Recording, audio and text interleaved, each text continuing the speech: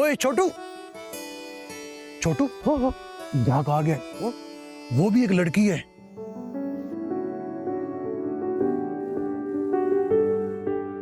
अब मजा आएगा। लड़कियों को गाड़ी के बारे में कोई इल्म नहीं होता, इन्हें बनाना बड़ा आसान है। अब तू देख मैं कैसे लंबा चौड़ा बिल बनाता हूँ। क्या काम? ये बेईमानी नहीं है तो और क्या है? अगर मौजूद साहब का पता लगा वो तो अपनी ईमानदारी की वजह से पूरी दुनिया में मशहूर है। चुप कर, बड़ा आया ईमानदारी के झंडे लेकर। इसलिए ना आज तू छोटे का छोटा है।